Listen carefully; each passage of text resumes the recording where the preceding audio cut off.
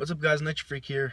I haven't really addressed the Eagles in a while. Actually, my last video about the Eagles was in February. Addressing the situation regarding our all of our birds. And you know what?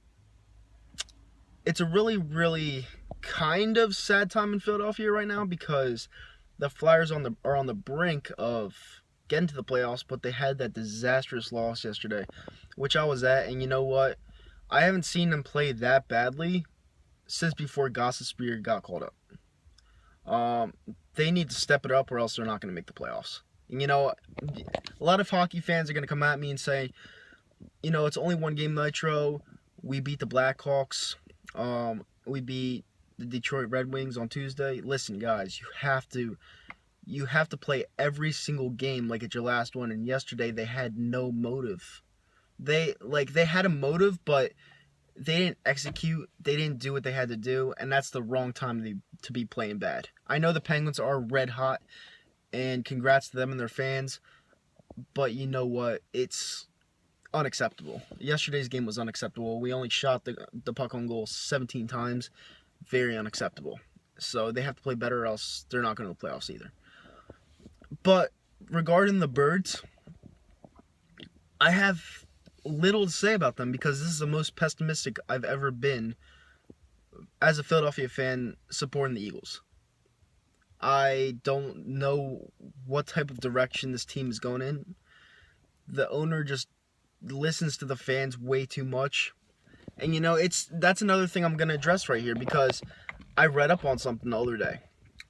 The reason why Jeffrey Lurie really wanted to fire Chip Kelly was because Kiko Alonso missed tackles against LaShawn McCoy in the Bills game that we won.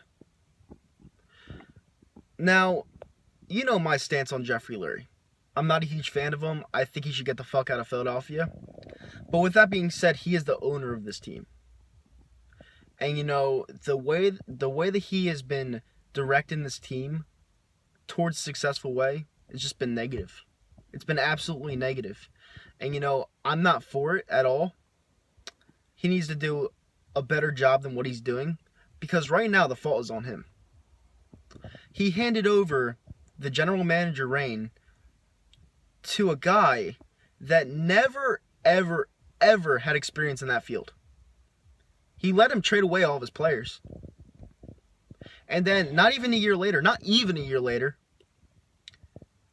he fires him because LaShawn made Kiko miss tackles.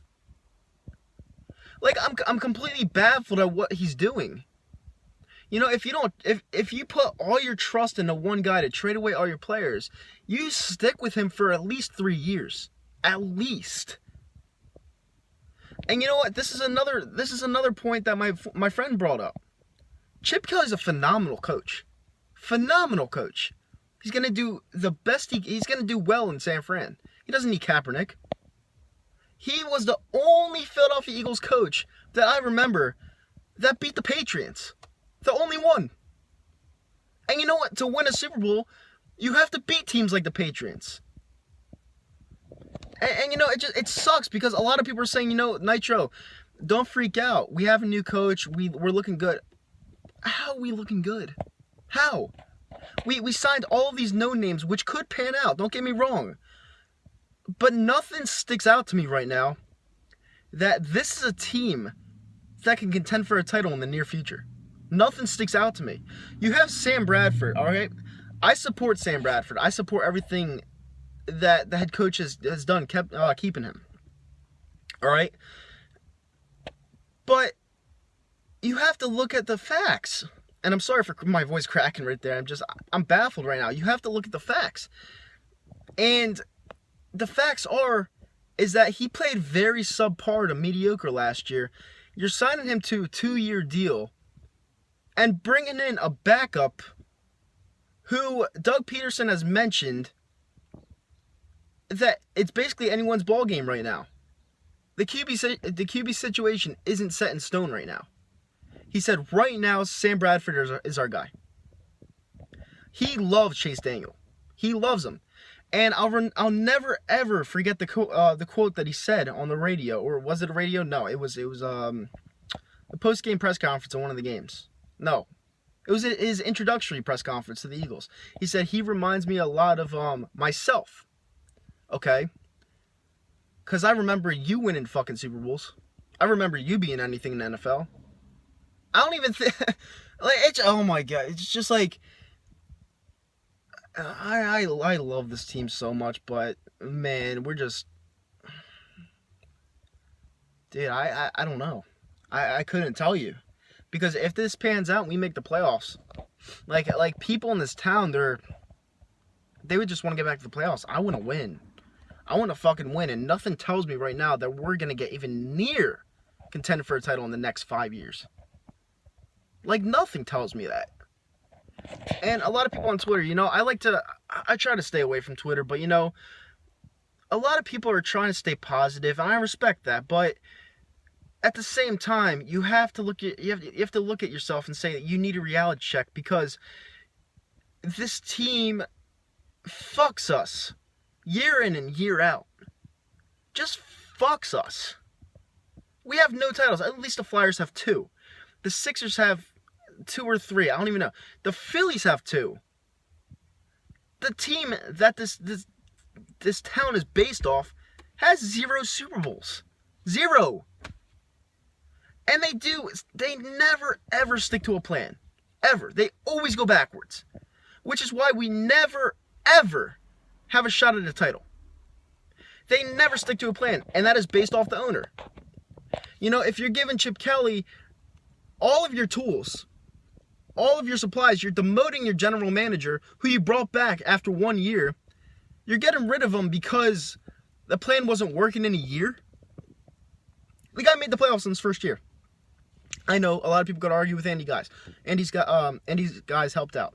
The next year, he should have got to the playoffs, but there were a lot better teams in front of us. Everyone had a great record that year. That's not our fault. This last year, we almost got to the playoffs. And that was apparently in the first year of pretty much a rebuilding mode or retooling mode, because Chip Kelly brought in his own guys. And like that, you're just going to fire him? It just doesn't make any sense to me what this owner is doing with this team. I could express my dislike for him more. I could do it all day. But it sickens me to see this guy not put us in the right direction to succeed. Like, if he loved this team so much, he'd stick with a plan. He's so caught up in trying to win one title. And that's the thing. If we ever win a title, we'll win multiple back-to-back years, because we just need that one to get off. It's the hardest to win one title. I understand that. But Mr. Lurie, if you want to win one title, you have to have a plan. You have to. And right now, what you're doing, this is not a plan. I'm sorry, this is not a plan. This is coming off as not, what's the word I'm trying, you're kind of desperate. You're coming off as desperate, honestly. And this is not the way to do it. And a lot of people say, like I heard the trade stipulations the other day for the Mariota thing. You could give up any player on the defensive side of the ball, any quarterback on your team, any offensive player, first round draft pick in 2015, second round draft pick in 2015, first round draft pick in 2016. Guess what? I would have done it. You want to know why? Because you would have had your quarterback. You would have had the most important part, the important piece on your team, and he's looking like he's going to pan out. If he stays healthy, he's going to pan out. And could we get rid of Fletcher? I love Fletcher Cox, but is he a game changer on this team? Yeah, but you need a team. Marcus Mariota supplies you with at least 3 levels of skill set. At least 3. He can make the receivers better. Well, actually, he could make the receivers better because they could get open because of his speed. His mobility is phenomenal.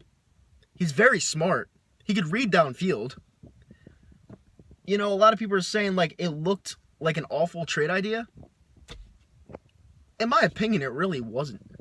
I would have given up Fletcher Cox. I would have brought in someone like Nick Fairley. Like, Fletcher Cox, in my opinion, is going to be gone soon anyway because this owner's too stingy about money. You know, we have a history of not paying our players. So it's, you know, if you want me to talk about this team, I have nothing to say. Because right now what they're doing is not, it's not in good faith of our fanhood. It's just not. And you know what? You know, if it pans out, good. I don't know what they're doing. I don't. And it just seems like they want to be mediocre. If that's the way they want to be, then I guess we're just going to be losers for the rest of our lives. But it is what it is. Hopefully everything pans out. I'm praying to God. Just don't see it happening. Have a great day, guys.